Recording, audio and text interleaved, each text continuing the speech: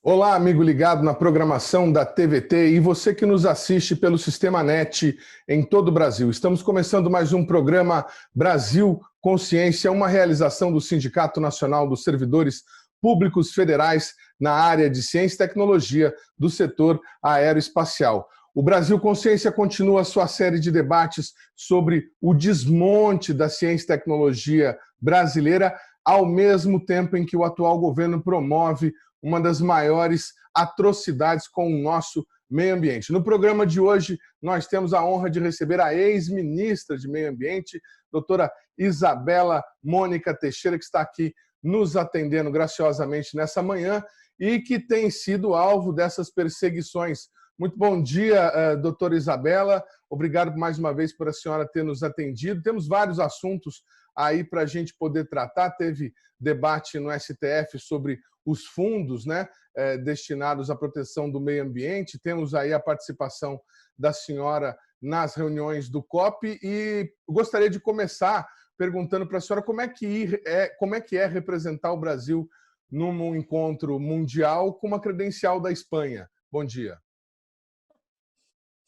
É absolutamente estranho, absolutamente também pouco previsto ou possível naquilo que sempre foi a tradição das delegações brasileiras, né? As delegações brasileiras para os eventos de meio ambiente, isso era um critério adotado independentemente do governo, sempre foi adotado pelo Itamaraty, essas delegações sempre foram marcadas pela diversidade de atores, de interlocutores de natureza política, sociedade civil, empresários, parlamentares, entes do governo, do poder público nas suas três instâncias, do judiciário. O Brasil sempre foi reconhecido por essa diversidade. Cientistas, enfim, você pedia credenciamento ao Ministério das Relações Exteriores, e o Ministério das Relações Exteriores, em função de uma série de critérios estabelecidos, acolhia esse credenciamento.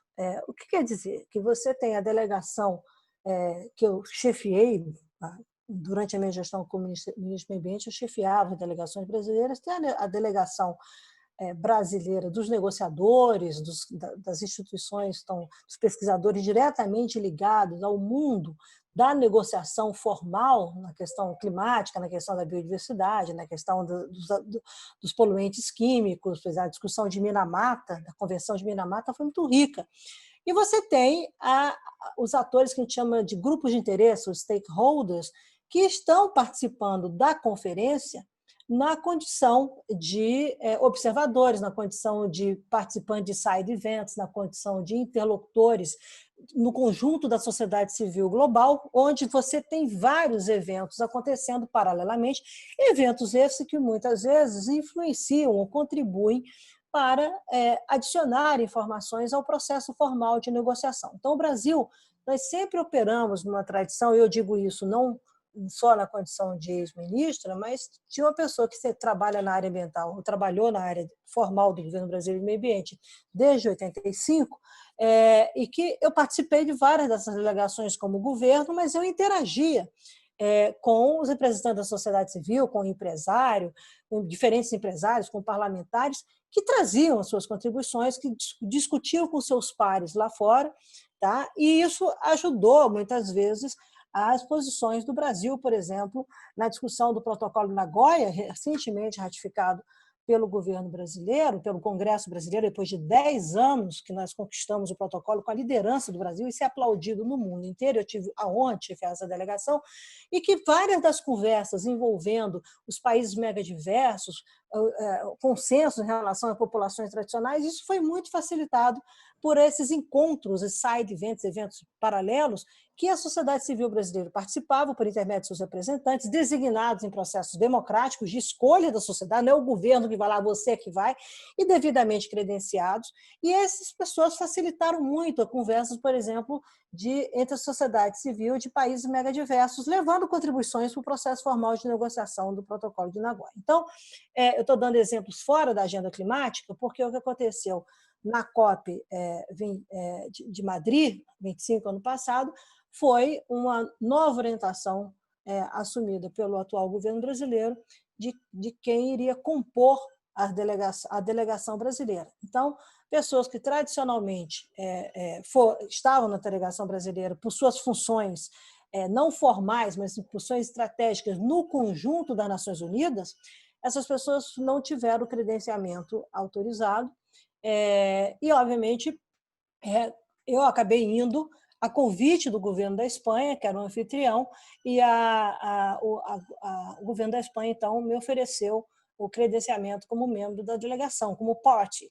E assim eu encontrei outros brasileiros, entendeu? A delegação de Angola, é muito interessante como é que os países acolheram os brasileiros para participarem dos eventos, side eventos, não das negociações. Eu não fui participar da negociação, fui participar de uma série de outros eventos associados às minhas outras funções internacionais, tá? E lamentei, porque muita gente me encontrou e via o meu badge, né, o meu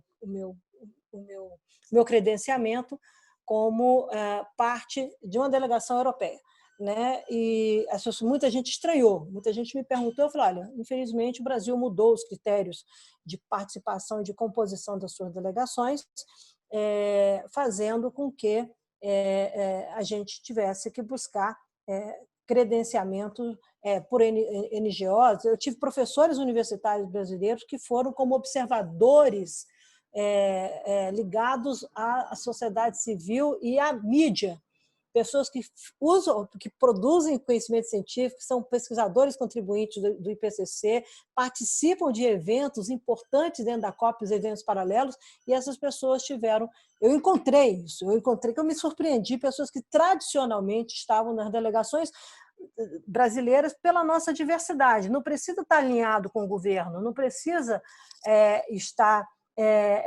ser parte do governo. A democracia brasileira ela é tão robusta, tão importante pela sua diversidade. Então, nós temos diversos atores contribuindo e o papel da negociação, o respeito que o Brasil tinha como líder na agenda climática, mesmo que as pessoas estivessem fazendo críticas, etc., isso faz parte da diversidade democrática, mas o alinhamento, a liderança do Brasil nunca foi comprometida, tanto é que o Brasil nunca ganhou o prêmio Fósforo do Dia, nem o Fósforo de Conferência, como ele ganhou em Madrid. Então, isso mostra, na realidade, no meu entendimento, um apequenamento, uma consequência, um apequenamento do Brasil, do papel do Brasil, uma fragilização da nossa diplomacia climática, como a gente costumava chamar, uma fragilização da nossa capacidade de construir consensos e convergências, tanto é que o Brasil saiu como um patinho feio da conferência, e aí fica atribuindo aos europeus.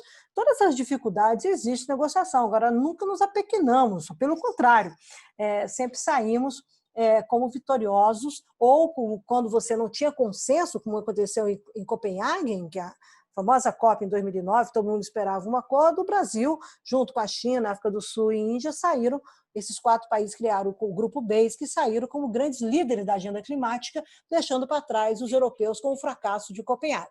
Então, e daqui voltando, o Brasil cria a Política Nacional de Mudança do Clima aprovada pelo Congresso Nacional. Então, isso graças ao quê? Uma diversidade, tinha crítica de tudo que é lado, que bom que tinha crítica, né? Agora, sempre teve a participação importante da diversidade de interlocução no Brasil, devidamente qualificados pelos critérios do Ministério de Relações Exteriores. Então, trabalhadores, por quê? Porque esse conjunto de atores ou de instituições, as instituições estão representadas lá fora na interlocução internacional. Então, nossa visão era o quê?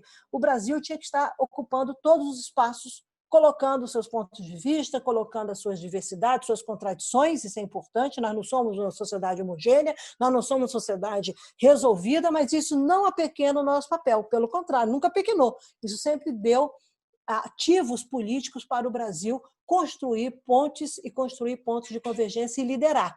Tá? Infelizmente, eu fui obrigada, e, obviamente, foi a circunstância possível, e eu agradeço tremendamente o convite oficial. Na realidade, eu tive o convite oficial da Espanha e tive o convite oficial da Itália.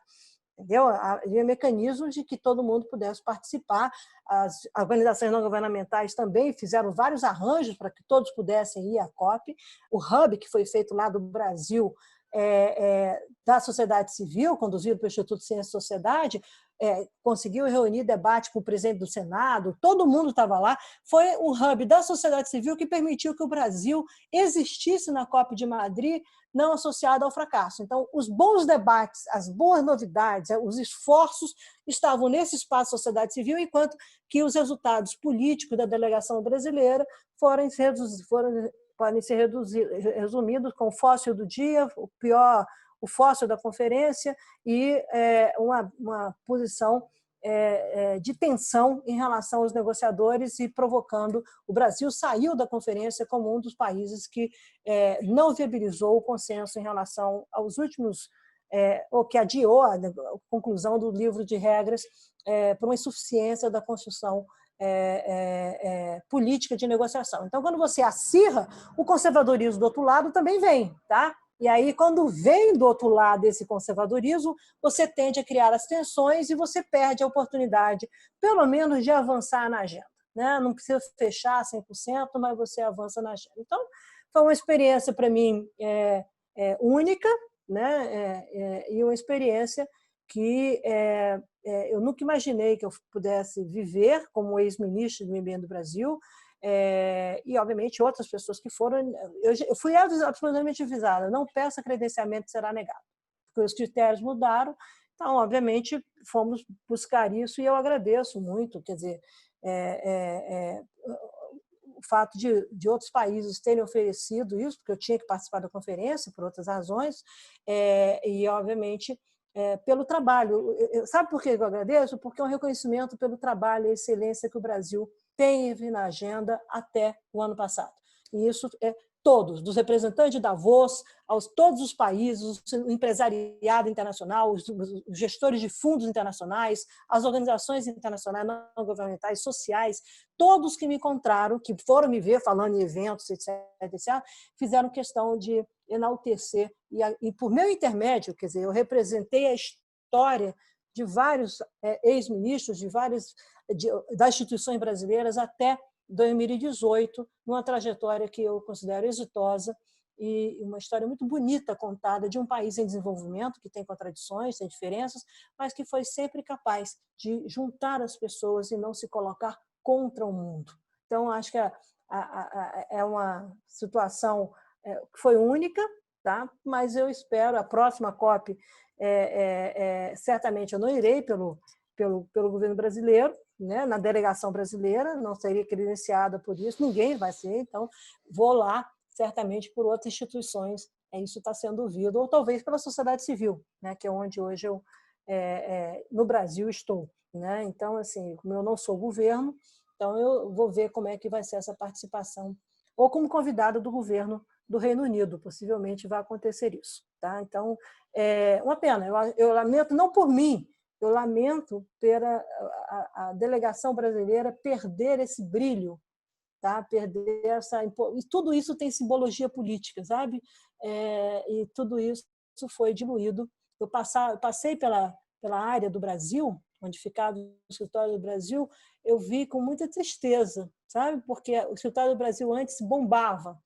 Você tinha personalidades internacionais, as relações bilaterais, você tinha a sociedade civil, você tinha eventos que a sociedade civil participava, as pessoas se encontravam no Brasil, o mundo se encontrava no Brasil. Tá? E, infelizmente, eu não vi isso. Eu vi uma porta fechada, com segurança, tudo muito seletivo, a gente tinha a porta aberta, a sociedade entrava no espaço do Brasil, os players internacionais entravam no espaço do Brasil, você podia me encontrar na minha sala de reunião, reunindo com os ministros, reunindo com representantes de presidente da República, ou com entidades internacionais, com banqueiros, e, ao mesmo tempo, as pessoas estavam transitando, a mídia estava ali dentro, a conversa, as coletivas acontecendo, tudo muito vivo. Tá? E eu digo isso não só na minha gestão, ao longo de 30 anos, 35 anos. E eu vi uma porta fechada com segurança. Eu passei várias vezes, tá? Isso eu posso dizer, em vários momentos. Tá? Porque eu tinha credencial de circular nessa área, porque eu estava credenciada como parte, não estava como sociedade civil. Então, eu passei várias vezes, olhei, eu nunca vi, foi a primeira vez que eu vi a porta do Brasil fechada. Tá? Essa é uma imagem inesquecível para mim. Aqui, doutora Isabela Teixeira é co-presidente do painel de recursos naturais da ONU. E por conta disso eu gostaria de perguntar para a senhora como é que a senhora, se a senhora teve alguma impressão aí com os seus pares, como é que a comunidade mundial recebeu o último pronunciamento do nosso presidente na ONU, atribuindo a responsabilidade das queimadas na Amazônia e no Pantanal a índios e caboclos? Bom, acho que a imagem do Brasil não, é uma imagem hoje, nessa agenda ambiental, muito aquém do que o Brasil já teve, ou do que o Brasil protagonizou como um dos líderes globais na agenda de sustentabilidade e meio ambiente. A fala do presidente na ONU reafirmou o retrocesso que o Brasil está vivendo hoje em relação a essa agenda e o apequenamento do debate político que o atual governo promove em relação aos temas ambientais. As reações foram muito negativas até onde eu percebi, tá?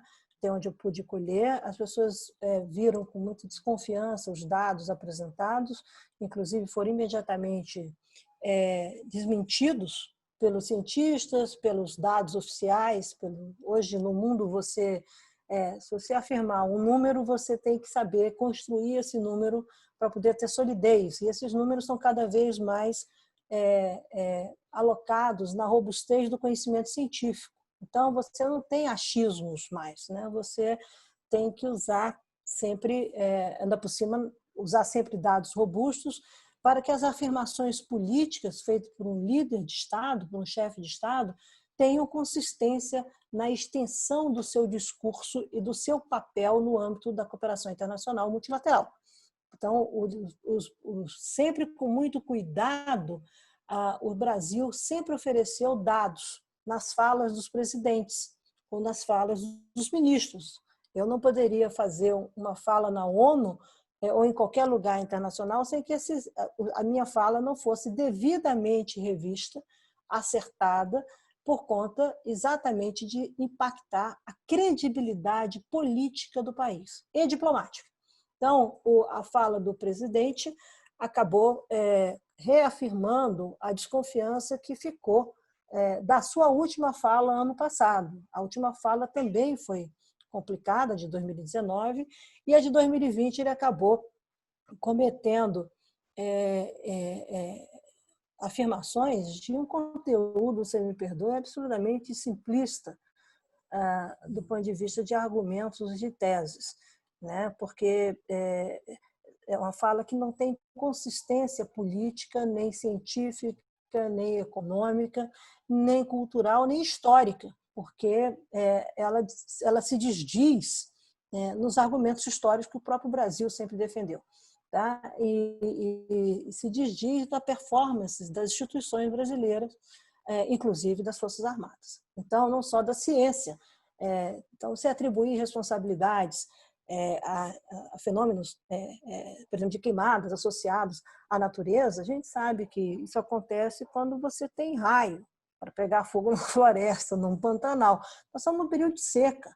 Entendeu? Não tem raio, não tem chuva. Então, aliás, com a própria Polícia Federal, no mesmo dia, aparecendo na mídia, prendendo os responsáveis, ou fazendeiros responsáveis, criminosos que tinham postos incêndio, ou atribui aos indígenas e aos caboclos as queimadas. Gente, as florestas estão preservadas exatamente porque eles estão lá. Senão não teria incêndios e queimadas monumentais, historicamente, que não é verdade também. Então, a floresta úmida, ela pega fogo quando você induz, você pega o desmatamento, você corta as árvores, você faz aquilo para você limpar, que a gente chama, você tira as árvores boas, faz de broca, depois você toca fogo. O homem vai lá e toca fogo e pega fogo na Amazônia.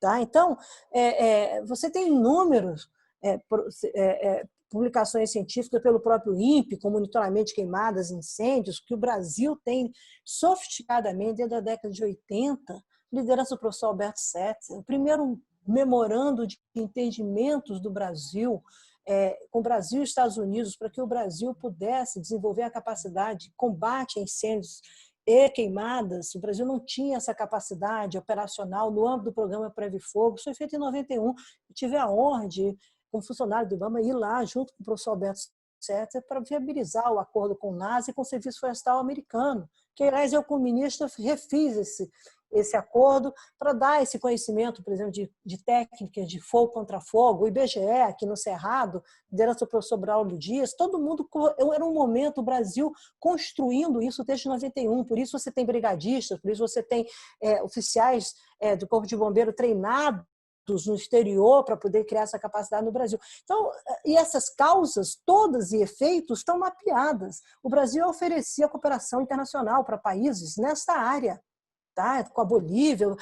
É incrível que você possa pegar fogo, você não tem um plano de contingência, não quer dizer que você não tenha um período mais seco, que você não tenha uma maior frequência de incêndios e queimadas, mas você tem que ter um plano de contingência para lidar com isso. Por que não se chamou a cooperação internacional quando você tem isso na indústria de petróleo? Quando teve o desastre do México, lá do Golfo do México, da BP, as empresas se organizaram, não só o governo americano, as empresas se organizaram, a Petrobras foi parceira pelo Atlântico Sul, foi plano de contingência.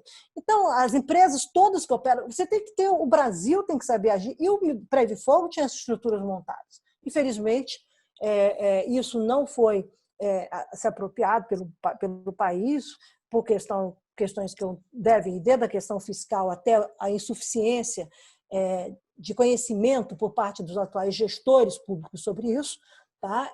E leva o presidente a fazer afirmações nas Nações Unidas com repercussão global que provocam imediatamente provocam ampliação da desconfiança internacional sobre a capacidade do Brasil de lidar, de fato, com as suas políticas ambientais, com os desafios das políticas ambientais. Ou o outro lado, que na realidade isso tudo é feito para induzir más práticas, para levar a situações de agravamento da questão ambiental. Isso permite que vários discursos internacionais, inclusive contra os interesses do Brasil, como o próprio governo afirma, possam surgir, ganhar robustez nas arenas políticas, ganhar espaço nas arenas políticas, e todo mundo passa a falar o que quiser sobre o Brasil. Se o presidente fala isso, da forma como ele fala, todo mundo pode emitir, a reação também é verdadeira. Então, tem gente que provoca o descrédito, tem gente que conta histórias piores sobre o Brasil, também são inverdades, são fake news.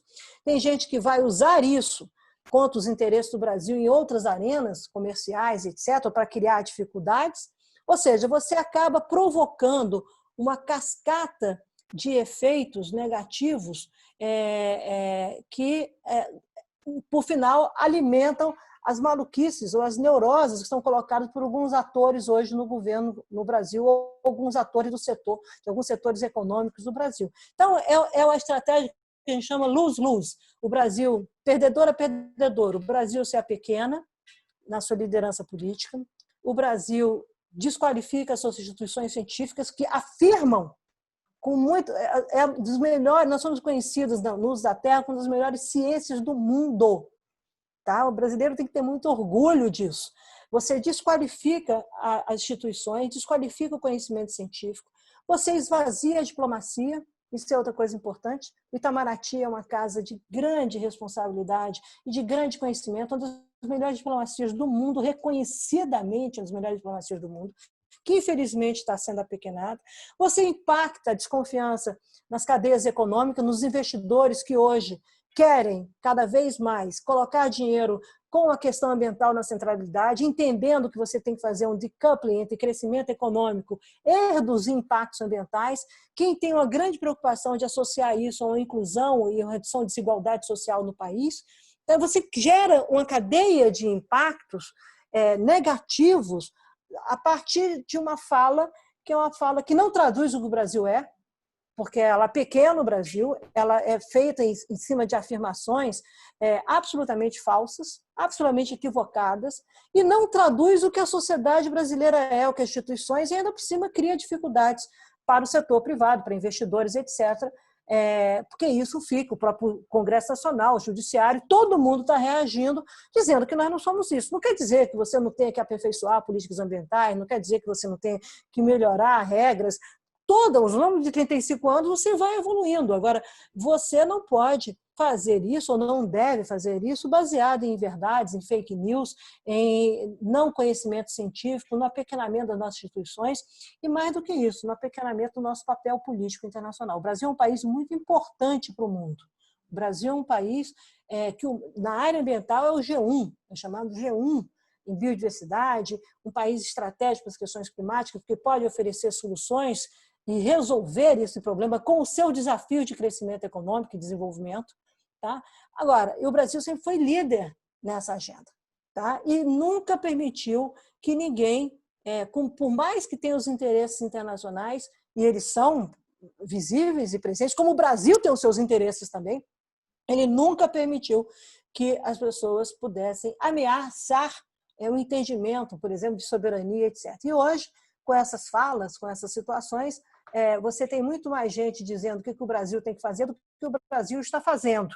Isso sim é ameaçar a soberania ambiental num tema internacional. Então, tem muita gente falando do Brasil, sem conhecimento de causa no Brasil, mas muita gente se fundamenta e se fortalece por conta dos equívocos de falas, como a que o presidente fez nas Nações Unidas ano passado e esse ano. Então, isso fortalece interesses contrários ao Brasil e, ironicamente, fortalece o discurso equivocado que algumas autoridades do Brasil colocam sobre a discussão internacional. Interesses sempre vão haver, sempre. Tá? A capacidade de lidar com eles, de enfrentá-los, de neutralizá-los ou de construir posições vencedoras é a excelência de quem sabe fazer isso. Tá? Infelizmente, o que nós somos hoje no Brasil é um apequenamento de um papel que o Brasil sempre soube fazer ao longo da sua história, pelo menos na nossa terceira república, na nova república. A gente vai para um rápido intervalo, mas a gente já volta para falar sobre isso. Não saia daí, é um instante só.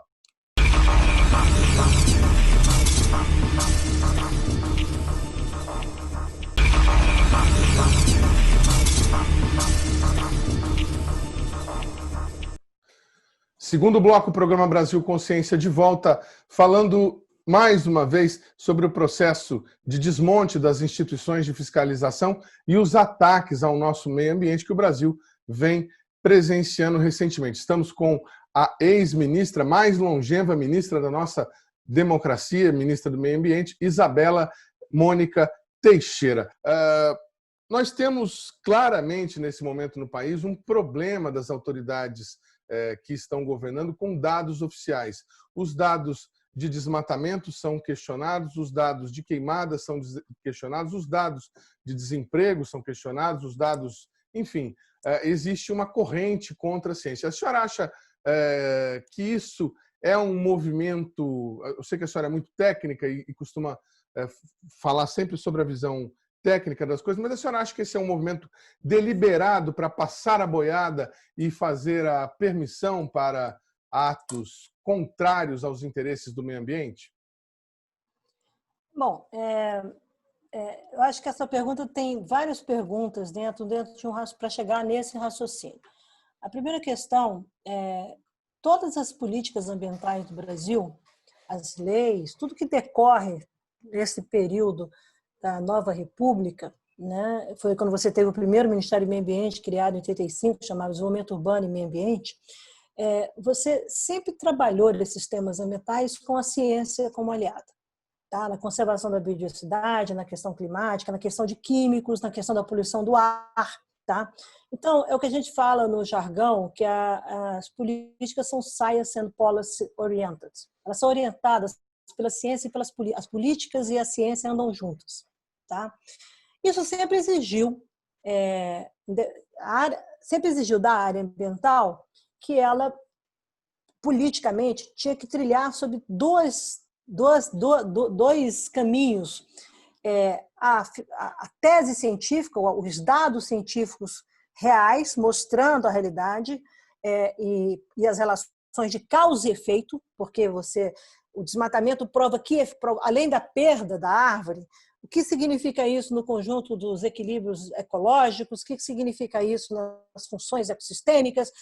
Locais, a oferta de água, chuva, como é que isso impacta globalmente? Você depende da evolução do conhecimento científico para você poder evoluir nas políticas públicas ou na visão estratégica de políticas públicas e dos acordos internacionais. Assim foi para você chegar na Convenção da Diversidade Biológica, assim foi para você chegar na Convenção de Clima, por exemplo. Então, você sempre teve a ciência e sempre terá a ciência como uma aliada, não necessariamente no mesmo time, aí é o segundo caminho que eu quero falar, que é o caminho político da prioridade que a sociedade confere ou como ela percebe os problemas ambientais. Então, daí, a questão ambiental sempre traz um ativismo ambiental associado. Eu não conheço, por exemplo, um jornalista que tenha se dedicado ao tema ambiental que depois não tenha virado ele mesmo um ativista e não tenha mudado o seu comportamento em relação a isso.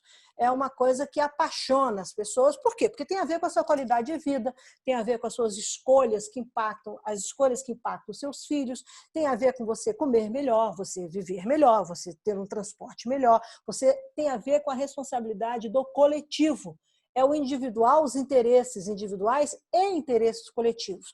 E isso vem muito no contexto da democracia. E é óbvio que o contraditório está sempre ali. Alguém acha que é insuficiente o que você está fazendo de política pública, o cara quer comer, quer viabilizar orgânicos, mas não sabe o que significa produzir orgânicos numa escala global ou numa escala nacional.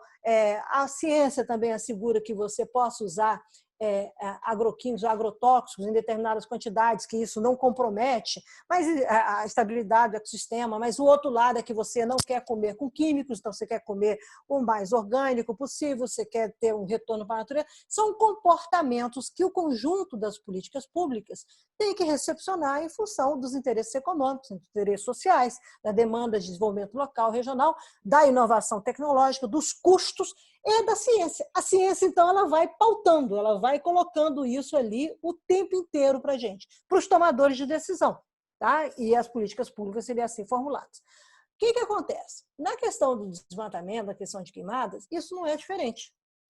O Brasil já perdeu uma floresta tropical que é a Mata Atlântica. Nós temos 10%, menos de 10% da Mata Atlântica, e esse é o custo do nosso desenvolvimento. Nós ocupamos o Brasil, colonizamos o Brasil, oferecemos um Brasil com mais de 85% de população vivendo em cidades, e um custo bem representativo disso é a destruição da Mata Atlântica ao longo da costa, dos domínios da Mata Atlântica. Então, a Amazônia e o Cerrado ganham contornos cada vez mais estratégicos de proteção e de conservação com uso sustentável na medida em que você avançou e vem avançando cada vez mais com conhecimento científico sobre a relação de causa e efeito e a importância da proteção desses ecossistemas para aquilo que nós temos hoje como qualidade de vida no Brasil, como qualidade, por exemplo, da agricultura brasileira, como oferta de água para a cidade brasileira, mas também a inserção no global da proteção desses chamados ativos ambientais. Então, o que acontece? A ciência vai oferecendo as informações, o conhecimento. Esse conhecimento você tem que criar consensos, não é da noite para o dia, você tem que agregar, adicionar conhecimento científico para você criar consensos, e esses consensos são balizadores das ações políticas globais e nacionais.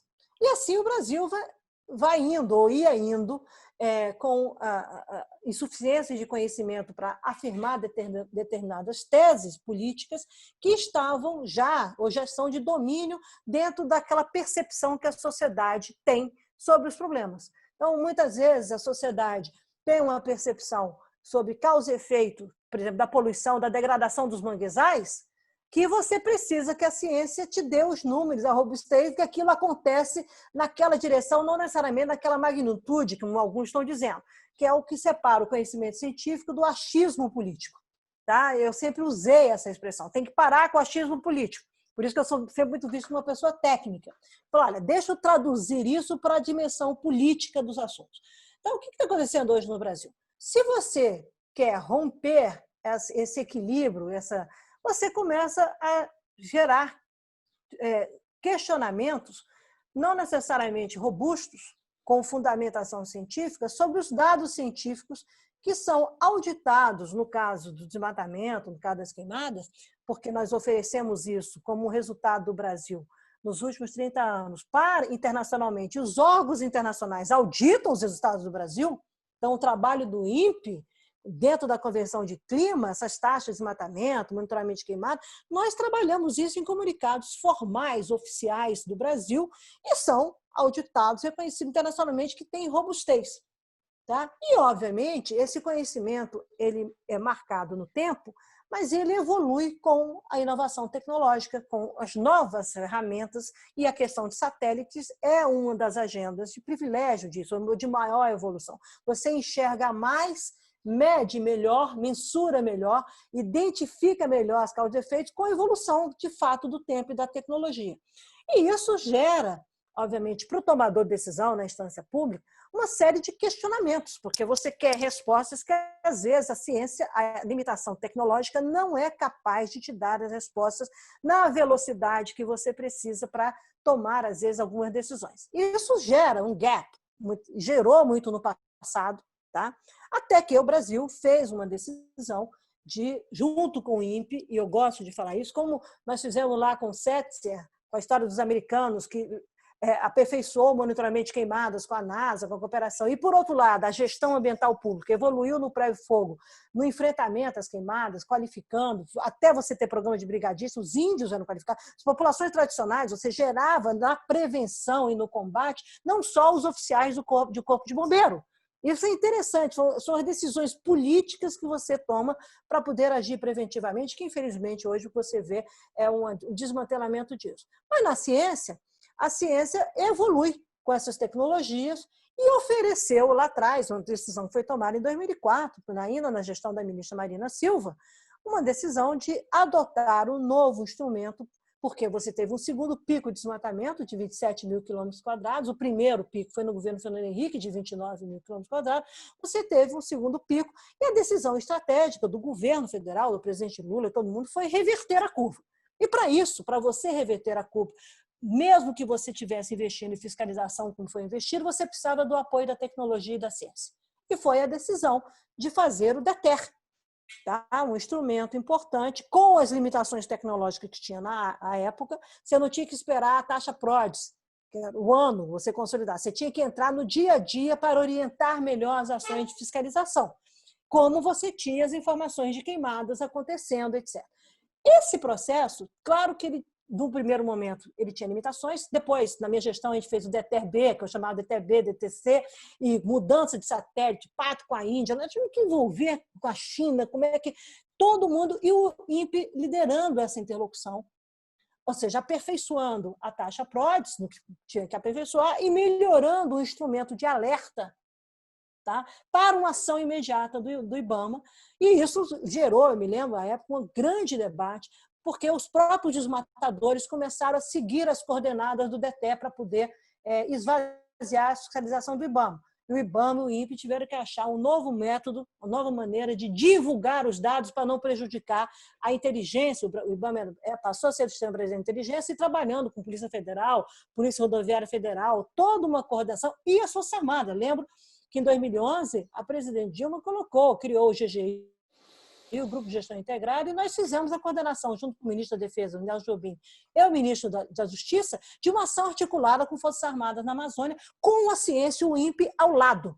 Então, é óbvio que você pode ter questionamentos, por que eu não gero tal informação, etc., mas nunca de desqualificação, nunca de colocar isso ao lado. Então, essa é uma guerra que não se justifica para a tradição e a excelência que o Brasil tem de resultados, ou tinha de resultados. A grande verdade é que, com todos os problemas de tecnologia que são próprios do processo, não é uma especificidade do INPE, tá?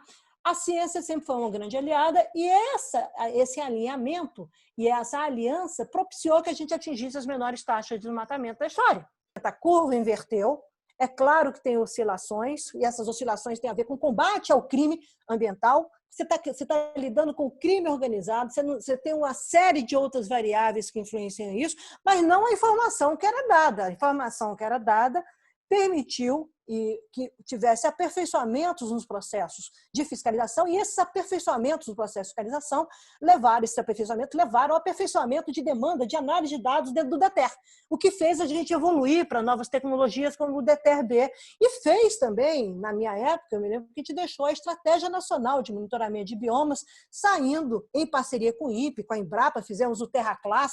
Todo esse conhecimento tá? Do que aconteceu da área desmatada na Amazônia, etc. Todo esse conhecimento é fruto da evolução da ciência, da parceria das instituições e como que nós, na área ambiental, usávamos essas informações para evoluir as políticas públicas.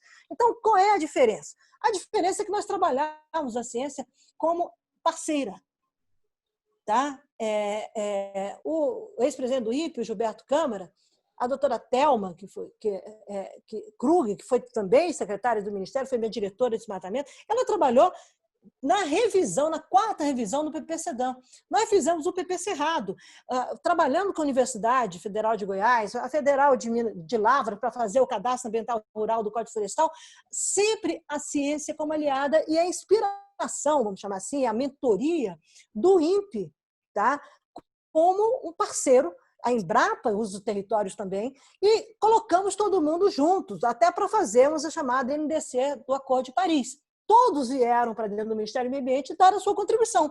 Óbvio que eu poderia estar demandando coisas que a ciência ainda não era possível de me colocar no tempo que eu precisava, ou eu precisava de investimentos, tá, para que isso pudesse acontecer. Foi o caso do programa Terra Classe. Num debate no Congresso Nacional, eu fui provocado por até então o ministro da Agricultura, Reinaldo Stefanes, para comprovar que a agricultura era responsável pela maior parte do desmatamento da Amazônia. Era um driver no desmatamento da Amazônia. Eu chamei a Embrapa e o INPE e fizemos a história. Essa informação estava modelada em vários estudos de ONGs, etc., mas não estava modelada nas bases científicas do Brasil. Tá? Nas instituições. Chamamos as duas, aloquei os recursos, vamos fazer o trabalho, desenhamos a metodologia e acabou, tá aí, um dos trabalhos que é usado como referência, tá?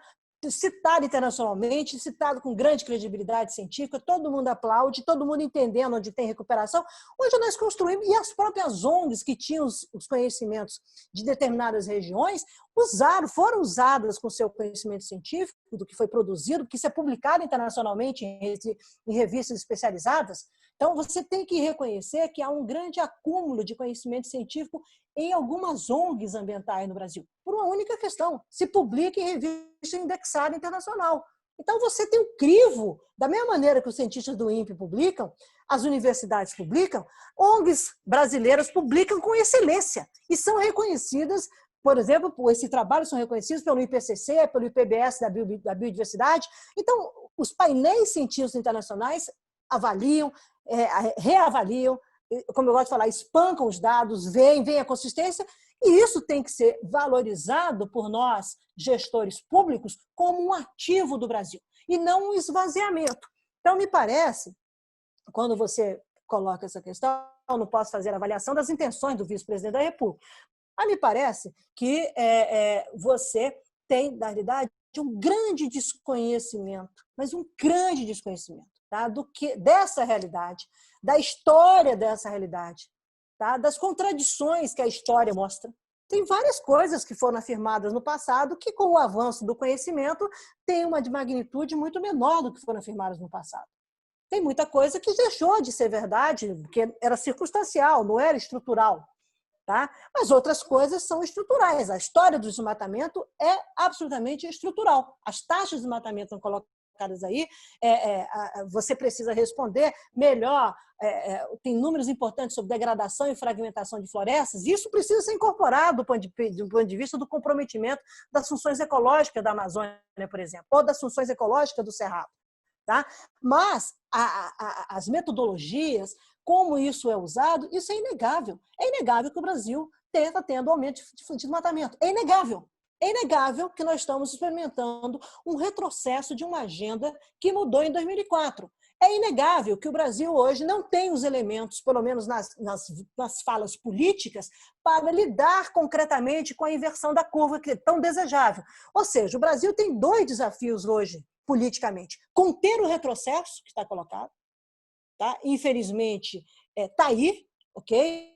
E avançar no futuro, olhando por onde que o mundo está indo. Então, o Brasil está negando os 2, ele não contém o retrocesso e ainda assume a posição política negacionista por onde os temas ambientais globais estão indo. Não quer dizer que tudo que todo mundo fala é verdade, mas quer dizer que a ciência brasileira, ativa nesse contexto, cria, na realidade, salvaguardas ou provoca um contexto robusto de ação política, de ação econômica do Brasil. Quando você apequena a ciência, você perde isso. Então, mais uma vez, eu acho que as pessoas estão equivocadas, estão fazendo guerra de narrativas. O Brasil hoje vive uma guerra de narrativas contra o seu passado. Não é assim. Você tem que construir convergência de interesses e o diálogo tem que acontecer com base em pontos de vista e não em guerra de narrativas. Então, quando você desqualifica ou pega dados de ciência de algum pesquisador que é combatido por N pessoas, porque não ficam em pé os argumentos, você tem que criar salas de situação ou salas de diálogo. O governo deveria estar fazendo isso, reunindo todo mundo, entendendo onde é que estão os pontos de não convergência, entendendo onde é que tem a convergência robusta e alocando recursos para você evoluir no conhecimento. Não ficar escolhendo um ou outro e criar guerra de narrativas. O governo não tem que fazer a guerra de narrativas. O governo tem que construir consensos para poder agir e tomar decisão em políticas públicas de maneira robusta. Muito obrigado pela aula que a senhora acabou de nos dar aí sobre o processo, a construção de toda essa identidade de combate ao desmatamento no Brasil. Nós vamos para um rápido intervalo e a gente volta já já com o restinho da nossa entrevista. Já estamos estourando nosso tempo, mas ainda dá tempo de falar sobre mais informações importantes sobre o nosso Brasil. Um instante só, não sai daí.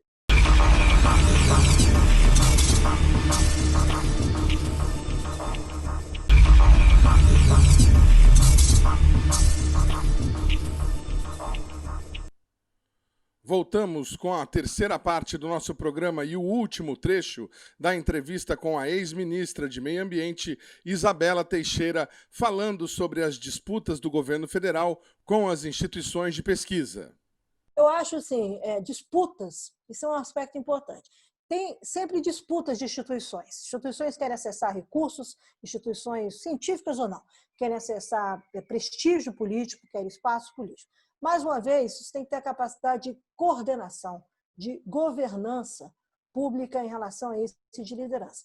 Eu estabeleci, na minha gestão, com o meu staff, mais de 20 políticas, agendas bilaterais na esplanada dos ministérios. O que era isso? Eu sentei com os ministros, tá, de áreas, de ministérios que tinham interesses na área ambiental, e o que vocês querem da gente? E construímos políticas convergentes de interesses comuns. Tá? Isso eu chamava de agenda bilateral. Com o Ministério de Ciência e Tecnologia, foi desde a questão da biodiversidade, que permitiu, inclusive, a gente evoluir com o Ministério da Indústria e Comércio à época, para a nova lei de acesso a recursos genéticos e reconhecimento e pagamento por conhecimento tradicional, que dá a base para a bioeconomia, dá a base para o protocolo de Nagoya. Nós aprovamos a lei. Isso foi construído com o Ministério da Ciência e Tecnologia e o Ministério da Indústria e Comércio, quer dizer, porque tinha a ver com setores econômicos que queriam se desenvolver a partir disso e teriam que pagar pelo conhecimento tradicional. Nós tiramos a leitura da biopirataria que existia para a leitura de conhecimento, geração de conhecimento científico e tecnológico e inovação. Então, ciência e tecnologia, como é que eu fazia, como é que a gente tinha as condições para evitar que um pesquisador fosse multado como criminoso ambiental porque estava coletando material da natureza, tá? Ou para trazer espécimes do exterior para poder ajudar na pesquisa, e o outro lado, como é que eu traduzia isso em inovação da nova realidade, negócios, patentes, etc., e o pagamento por conhecimento tradicional sobre, no caso, acesso à biodiversidade. Isso foi feito. Foi feito porque nós construímos uma parceria, fomos entender, dá um trabalho imenso, não é nada trivial. Tá? Mas você chamar 4 setores econômicos, a turma do cosméticos, a turma de medicamentos, que nunca tinham falado entre si, para criar uma plataforma comum de interesse sobre inovação, nós levamos quase 2 anos no governo para fazer, com o apoio do Ministério da Indústria e Comércio, todo mundo ali junto da gente. Então, o que é? Você tem que procurar criar as convergências. Claro que vai ter situações de polarização, mas isso tem que ser o residual da agenda. A agenda política tem que ser feita daquilo que você constrói, de sobreposição de interesses, de convergência, por isso que os pontos de vista, onde é que cada um quer ganhar? É uma agenda ganha-ganha por isso. Eu ganho resolvendo o problema, o MCTI ganhou resolvendo o problema de pesquisadores associados à biopirataria ou de recursos internacionais para mais pesquisa, instituições puderam trabalhar, o cadastro que ficou do Ciência e Tecnologia, disputa de espaço, tem que ser no CNBio, não. Isso é um problema do ciência e tecnologia, nós temos que plugar e o ciência e tecnologia não permitir acesso. Então você começa a tirar as pequenas disputas, sabe? Você começa a resolver isso de outro jeito.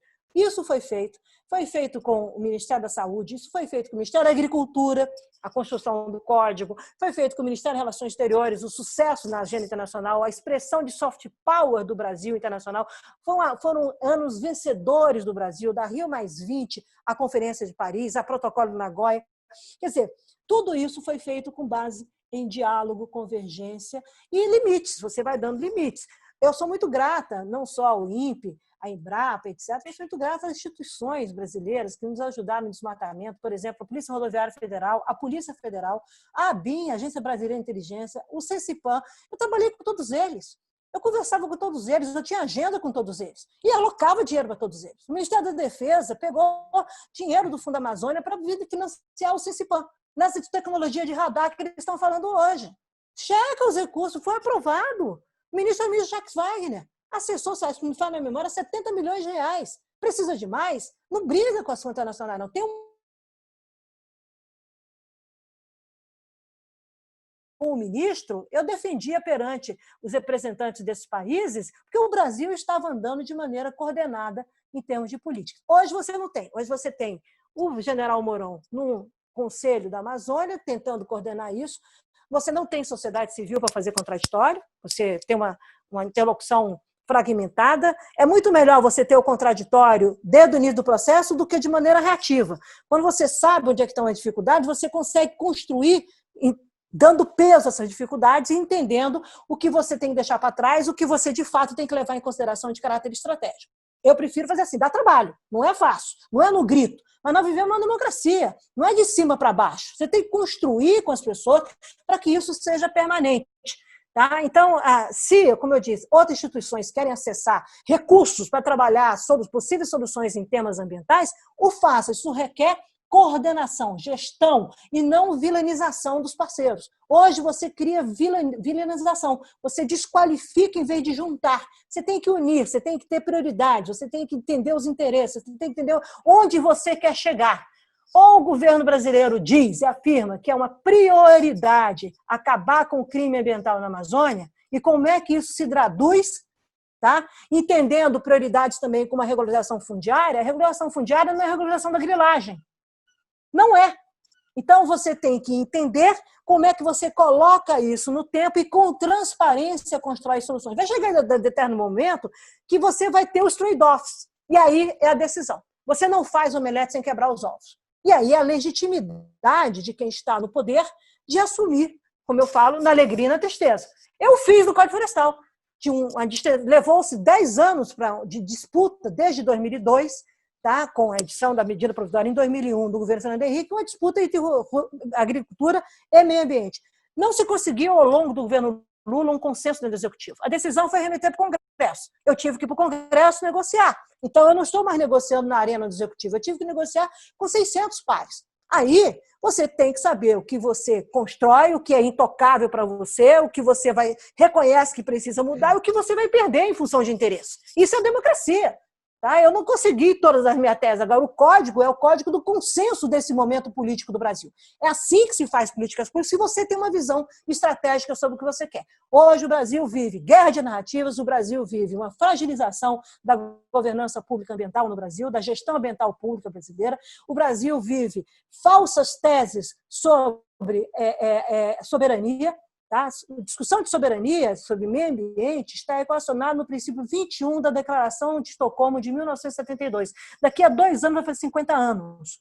E foi colocado lá com fruto de um grande trabalho da diplomacia brasileira, do interesse do governo brasileiro, à época, governo Médici.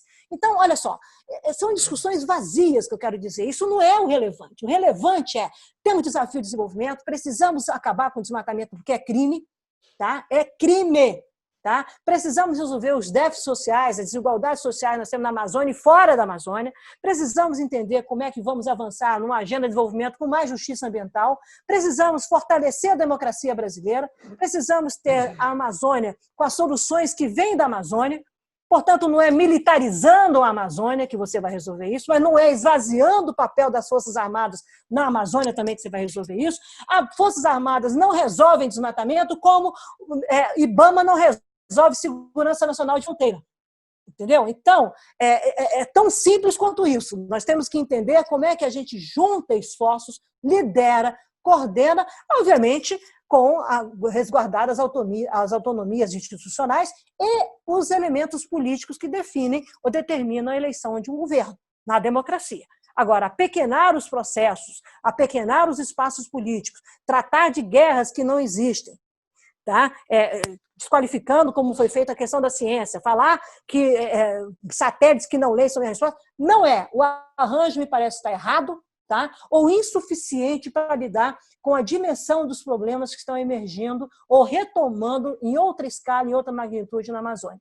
O Brasil tem meios para resolver os seus problemas. Nós não precisamos que ninguém venha aqui para dizer, sabe por quê? Porque desde 88 nós aprendemos a lidar com isso. Agora, precisamos de cooperação internacional para quê? Nós não temos que brigar com a cooperação internacional. Nós temos que saber o que a gente precisa deles. Nós temos que negociar o que a gente precisa deles. Se você quer mais participação do setor privado, qual é a responsabilidade que é atribuída a esse setor? Como é que você vai medir essa responsabilidade? Tá? É isso que é o papel do gestor público, porque nós estamos falando de uma agenda de direitos, mas estamos falando também de uma agenda de deveres. E o que vem pela frente no mundo nessa agenda de sustentabilidade, é a natureza no centro, não são mais os 3 pilares independentes, e uma agenda onde todos os atores, os agentes, têm corresponsabilidade. Nós seremos responsáveis, individual e coletivamente, pelos resultados em relação à nossa qualidade de vida, à qualidade ambiental e meio ambiente. O mundo está mudando nisso. Então, reagir de uma maneira olhando o passado, nós temos que contar novas histórias sobre o futuro. Nós não temos que contar novas histórias baseadas no nosso passado. O desafio é trazer o futuro para o presente, porque as decisões de agora estão pautando o futuro. Então, não se faz isso sem ciência, não se faz isso sem inovação. Nós estamos entrando estamos na era do conhecimento, na era da economia da inovação, na era das economias verdes, na era da responsabilidade do cidadão, individualmente. Ele passa a ser responsável, ele quer saber o que acontece, sendo que nós temos um passado com gaps, com passivos. Nós precisamos equacionar as duas realidades na transição e não ficar achando que uma instituição vai fazer melhor que outra. É a hora de todas as instituições brasileiras se unirem. Isso significa liderança de governo.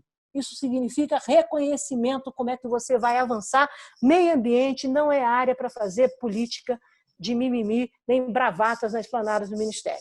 Não há. Esplanada do Ministério não é lugar de bravata. Esplanada do Ministério é lugar de trabalhar duramente. Sabe por quê? Porque os resultados acontecem no tempo. Então, o que o governo de hoje está praticando, então, se o governo brasileiro hoje recebeu 100 milhões de dólares para fazer o que foi anunciado recentemente, o projeto Floresta Mais, esses 100 milhões de dólares vêm dos resultados da taxa de desmatamento 2014, 2015 da minha gestão.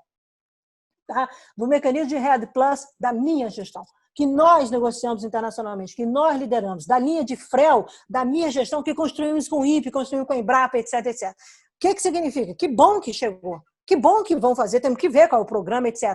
Mas o que eu estou dizendo é o seguinte, se continuar do jeito que está, quando esse governo sair, o outro governo que chegar não vai poder acessar os fundos internacionais, porque os resultados que estão colocados são de aumento de desmatamento, contrários ao que é a demanda internacional de oferta de recursos internacionais. Então, eles estão se beneficiando da nossa conquista, espero que a sociedade brasileira o faça, que a sociedade nos apoiou à época que nós estávamos fazendo, e se beneficie disso, de fato, mas no futuro, se não mudar a trajetória de retrocesso, o Brasil, a sociedade vai perder espaços como consequência da ineficiência das atuais políticas ambientais praticadas no Brasil. Essas relações de causa e efeito no tempo são responsabilidade do atual governo. Como eu fui responsável, e eu assumo a minha responsabilidade com os erros e os acertos do passado, mas me parece que eu tive muito mais acerto do que erro. Tanto é que todos reconhecem, está aí o cadastro ambiental rural, está aí as novas leis, etc. Então, construção em meio ambiente não é brigando com o legado. Construção em meio ambiente é gerar novos legados positivos, tá? Para que o Brasil continue a trilhar o caminho da sustentabilidade. O programa Brasil Consciência vai ficando por aqui. Você que quiser conhecer os demais programas produzidos pela rádio do SINDICT, deve acessar a nossa página no Facebook, que está aí para você na tela nesse momento. Quem quiser conferir os demais programas já produzidos do Brasil Consciência, deve acessar a nossa página no YouTube, que está aí para você na tela também neste momento. Dúvidas, críticas, reclamações e sugestões, nosso endereço de e-mail está sempre disponível para atender você. Obrigado pelo carinho da sua audiência, pela sua companhia e até a semana que vem. Tchau!